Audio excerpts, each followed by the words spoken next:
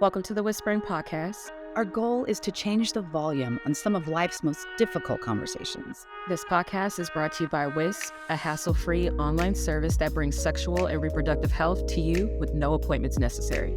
Log on to hellowisp.com and in minutes you can request a same-day prescription, order birth control or emergency contraception delivery, and unlock the secret to better orgasms. Most prescriptions can be picked up at a local pharmacy, or you can have meds shipped in discreet packaging directly to your home. Online consultations only take a few minutes, and all medication is prescribed by U.S. licensed doctors in all 50 states. All right, guys, welcome back to episode 3 of the Whispering Podcast. Dr. Purdy. Hi, Symone. Thanks for having me here today. It's great to see you. Of course. So happy to have you back. So today is going to be a little bit of fun. We're going to be talking about yeast infections, the ins and outs. You're going to do some true or false, some rapid fires. So are you ready? I'm excited. I love it. I'm so ready. Let's do it. Quick segue. We just want to break down what is a yeast infection. So if you can give your doctor expertise, that'd be perfect. Well, a yeast infection is an overgrowth of yeast that always lives on our bodies, always lives in our vaginas to some capacity. But when you have an overgrowth of it, there's too much yeast. And so you can have itching, discharge, redness. It can be very uncomfortable. Now, this is a really good question. So can my partner catch my yeast infection? Like, is it contagious? Sort of. Okay, talk to me. So this is what I will say. Not really. Like if you read all the literature, it depends. If your partner is someone who has a vagina, absolutely. Yes, they can, right? But if your partner is someone who has a penis, there are skin infections. Like you can get something called balanitis, where the skin around the glands of the penis can get red and flaky and itchy and irritated. Just like you can get yeast anywhere that you have skin. Okay.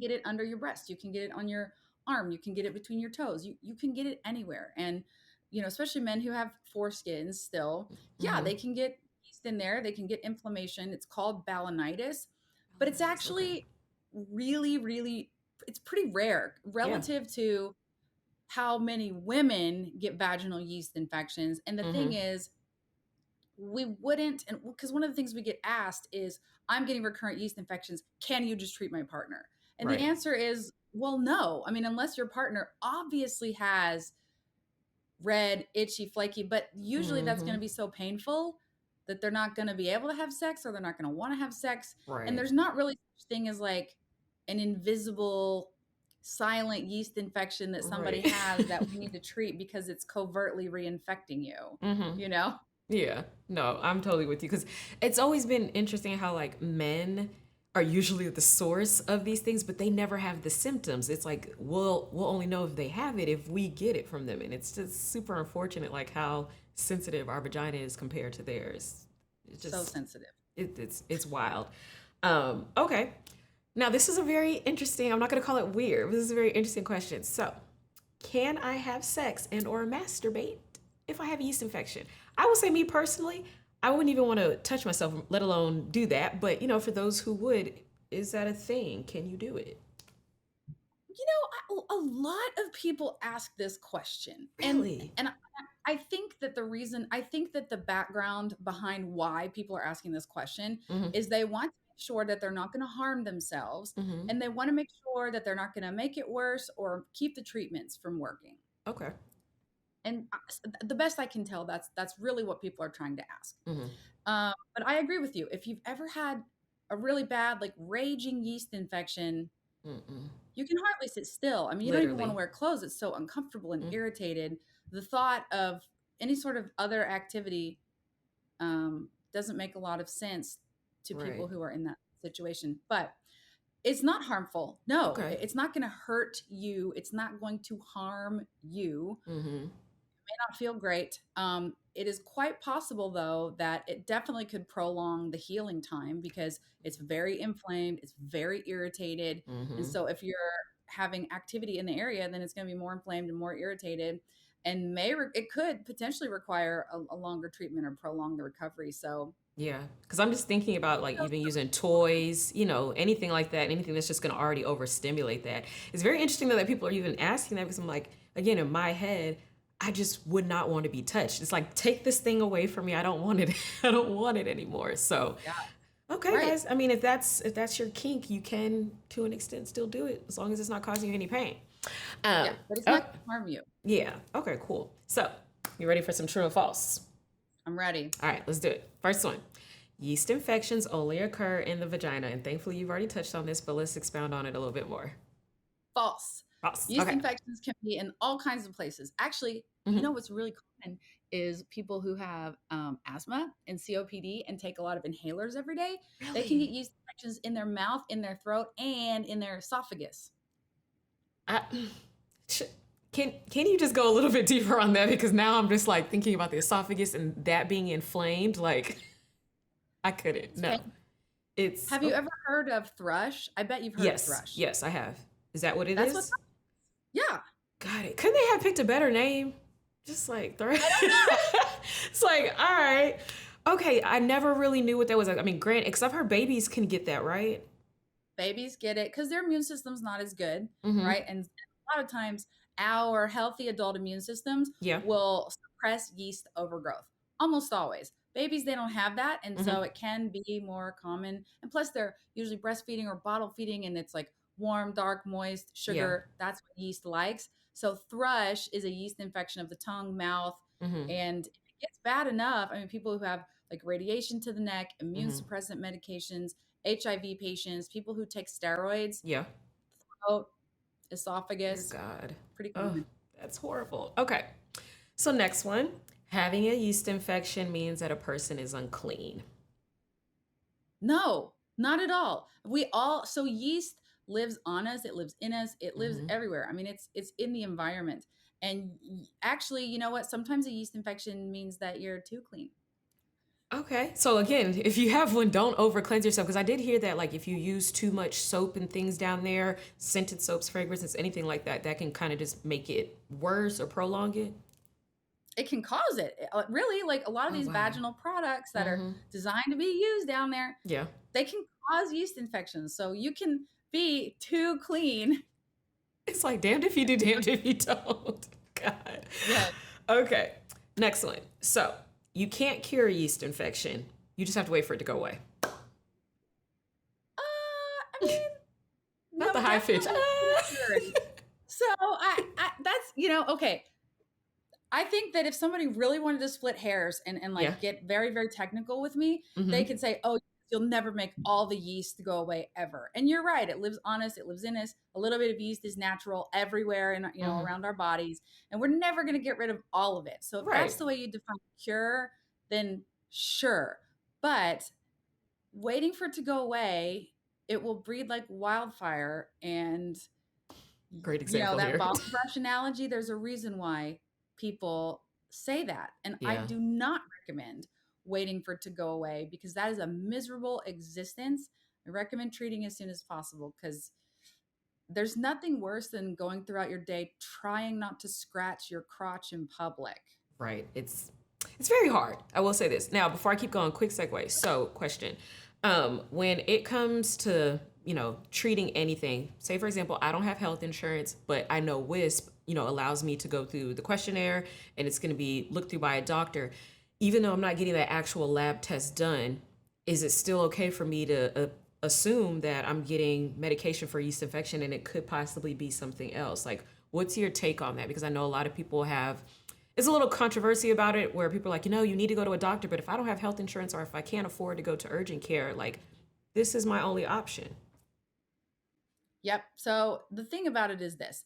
Women know their bodies, and there's Right. only a few things that vaginas can do, right? They can itch, they can smell. I mean, aside from their typical functions, Right. right? But things that can go wrong with the vagina, they can itch, Mm-hmm. they can smell, they can hurt, Mm-hmm. and they can have discharge. Yep. And they can bleed. But that's normal, right? Right. That's typical. Itching is almost always yeast. Smell Mhm. is almost always BV. Discharge can be a little bit of both. Mm-hmm. And then, pain is usually more so yeast than BV. So if Mm-hmm. you're having painful, uncomfortable, red, clumpy discharge, Mhm. itching, There's not much else that can be. Right. And while the standard of care is definitely to get a pelvic exam Mm-hmm. and to be tested, you can go to Walgreens and pick up Monistat without having a pelvic exam. Ah, see, I like that you said that. Okay. Because it's like y'all, people love to like attack telehealth platforms, but it's like at the same time, it's no different than going to the store and testing out all these things. Again, I went through Monistat, all of these different things just to realize none of those were working. So, I just feel like doing what's convenient for you, there shouldn't be an issue with that. So thank you for clearing that up. So next one is only sexually active people can get a yeast infection. Wrong. Anyone with a vagina can get a yeast infection. Children can get yeast infections, right? Little kids, even after like antibiotics or whatever, sitting in bathing suits, no. That really just made me sad because I actually had a ear infection one time. I'm like, oh, this is what babies are going through. Like, that was pure torture. So I couldn't even imagine having an infant who can't really advocate for themselves or speak experiencing that. And I'm assuming, it's the same process as with older women or people with vaginas in general. Like, they can just get it from anything, like you were saying, whether it's like swimsuits or diet and different things like that. Yep. Medications, sitting on planes for long periods of time. I mean, there's so many things that people will tell me, this is what I think triggers my yeast infections, but that's the beauty of getting to know your own body. Right. And knowing how to navigate it. Okay. So this is kind of same thing, but only women can get yeast infections.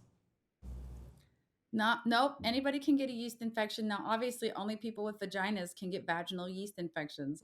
But anywhere that you have skin, yeast can grow there. That is wild. Okay. Now, is hormonal birth control associated with yeast infections? That's very interesting because I was on birth control for maybe like a month and I never experienced that. But, is that a thing? Everybody's different. So, yeah, I have definitely had patients who swear up and down that is what increased their likelihood of yeast infection, and we changed them onto something else and they got better. So I would say, this is what I would say. Should you avoid birth control because you want to avoid yeast infections? Yep. No. If you're getting a yeast infection, if you have one, do you assume it's your birth control? No. But if you're somebody who's getting them frequently and you're treating them and they're still coming back and you don't know what the cause is, then that's the point at which you might start to look at things and say, maybe I should change my birth control. Maybe I should try something different and be willing to consider it as a trigger, but don't avoid it altogether and don't assume that it's the cause. That is the cause, right? Okay. Now, you should take a probiotic when taking antibiotics to avoid yeast infection. You should take a probiotic when taking antibiotics to prevent diarrhea. Hold on. We're not talking about yeast infections anymore. Run it back, Dr. Freddie. Hold on. But I have a hard time believing, and somebody prove me wrong. Like, prove me wrong. Yeah. Is what I'm saying. But I have a hard time believing that bacteria that you put in your mouth goes through your stomach, digestive juices, stomach acid, through the acidic small intestine, the feces-filled large intestine, and at some point, it gets into your vagina. How does it get there? It doesn't travel through your bloodstream. Your blood is sterile. You don't have blood. You don't have bacteria in your bloodstream. So probiotics don't get absorbed into your bloodstream and then get into your vagina. How do they get there? I don't think that it works that way. I am with you because once we went through the digestive tract, I was like, doesn't it really just stop there? How does it get there? Now, question, are there like probiotic suppositories? Because, like there's boric acid suppositories that girls use. Are there probiotic ones or could you do that? I'm sure that there are. And because you can compound anything these days. Right. And as long as it's designed to go in the vagina. So like, don't go to Walgreens and get probiotic gummies and stick them in your vagina. You know what I'm saying? Like, don't do that. Don't do that. Immediately, no. But if you can find some that are compounded in a reputable, which compounded means that a pharmacy makes them specifically designed to be there, like the boric acid suppositories we have at WISP, right? That is specially made, specially formulated, designed to go there. If you can find that, then give it a try. I don't think it would be harmful, but be mindful of the fact that anything you put in your vagina can increase your risk of BV or yeast infection. So it's just like, at this point, we're going to go with false on that one. Yeah. Okay, so let's kind of do some rapid fire home remedies. I know we already touched on this, but this is just going to be funny. All right, first one, yogurt. No. Eating garlic. No. I'm not a vampire. Listen, douching with tea tree oil. Oh my God. Douching with nothing. Douche with nothing. Cutting No out, douching. cutting out bread or sugar. Maybe. Yeah. Maybe. And here's why. I'll agree with that. Yeah, maybe. So people who have insulin resistance or diabetes, their pH is naturally a little more acidic, and their immune system down there, their pH is more acidic, is what I mean to say, not whole body. Right. And their system doesn't work as well. People who have insulin resistance and diabetes, their immune system is less capable of fighting off things like yeast infections. Okay. So it is really common, especially in people who have insulin resistance or prediabetes or actual diabetes, when their blood sugar is fluctuating, they'll get really bad resistant yeast infections. So eating bread, eating sugar in those particular types of people, yes, it can. Okay. I have a random question though. So this is quick segue, but water filters, like in your showers, is there a way that your shower water could be affecting like bacteria or anything down there? Like, is there a possibility that there's bacteria in your water that could be giving you an infection? I hope not. If there's bacteria in your water that could give you an infection, then that's like public health emergency level stuff. You know what I mean? Yeah. Like that should be like oil advisories. Your water should, in theory, be clean enough that it wouldn't, cause an infection anywhere.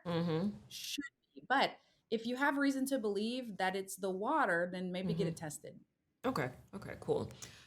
So now I don't like to call these sad story times, but it's a patient story time, I'm gonna go through it, and then we can kind of like dissect it a little bit and, see if we can give this young person some advice.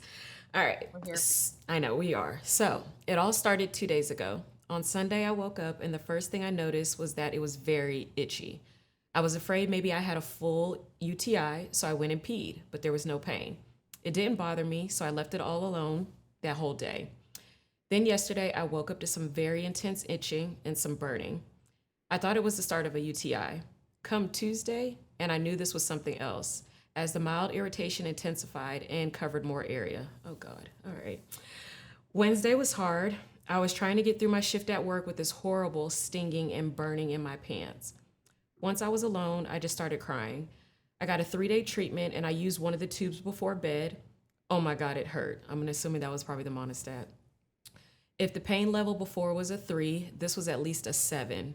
I was burning and had such an intense itchy feeling down there that I couldn't sleep, couldn't find a comfortable position to be in, and I cried. The only relief I had was while I was peeing, and then wiping after was terrible. There was cream leaking out throughout the day today, and it was very uncomfortable. When does it get better? My birthday is next week, and I don't want to feel like this. Oh, okay. Oh, poor baby. This sucks. And it's just like she literally was going through the days like all the way till Wednesday, and so I'm assuming that what was it? I think one of the tubes, I'm assuming that was probably like one of those monostats or over-the-counter things. So I guess we could just answer, the first question, when does it get better? Yes. So it will get better once you start treatment, and actually pretty quickly, pretty quick. Within the first 24 hours, I think the edge will come off. And I would like to comment on the monostat thing, because I would hate for people to get the wrong idea about monostat. Monostat is clotrimazole, or it can be miconazole, but they're over-the-counter topical antifungals. Okay. The medicine itself is fine to use, and the medicine itself does not harm you. However, if you have a really severe infection and you've been inflamed for several days and it's really uncomfortable, those are the people who really shouldn't use it, because it's going to hurt you. It's really going to hurt putting anything on. I mean, you could put water down there and it wouldn't feel good. But if it's the first day, or even if you're taking antibiotics and you want to try to use it preventively because you're predisposed to them, I think it's fine to try. And I don't think everybody would respond to the monostat in that severe of a way. I mean, I've used it before, and it doesn't do that for everybody, but Yeah. once it gets severe, It's over with. don't even try it. Yeah. But once you get a nice diflucan pill in you, within the Mhm. first 24 hours, you're gonna start to have relief. And it's so crazy how the pills work 10 times better than the creams. Because, like you were saying, everybody's different. When I've used it, it's now like a trigger thing for me. When I walk past the aisle, I'm like, that is a demon in a tube right there. Like, I can't. I refuse. So I completely get how some people will say it works for them. And then for others like me, it made things 10 times worse. And so I just feel like, she said that the cream was starting to leak throughout the day, which that is normal. I mean, I haven't used it in a long time, but I'm assuming it does like discharge itself, right? Gravity, Mm-hmm. gravity. There's no way to keep it in there, right? Yeah, Like it's gonna have stuff to that's come in the out. vagina comes out. It's a hole with one direction, so stuff comes out. And do you think there was a reason why she thought it was a UTI instead of possibly this being a yeast infection? Like, I'm trying to figure out at what point, I guess the itchiness, but I don't associate itchiness with UTIs. No, but what happens is when you urinate, like when you pee, it burns so bad. And what I tell people is it's a very subtle distinction, but if you see me like in clinic or if we did a telemedicine visit, Yeah. I would say, does it burn as it's coming out of your body, or does it burn when it's touching your skin? Like when it's running down, when it's, you know what I mean? Not to get too graphic about what happens when you pee, Pee, but right?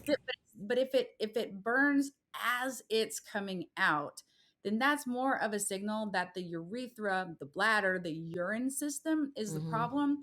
But if it's hurting like externally and on the skin and everywhere Yep. else, that is more of a yeast situation. Yeah, definitely. Especially with UTIs, the point for me is like that sensation of constantly having to pee, and you're like, dude, I just used the bathroom. Like, there's nothing there.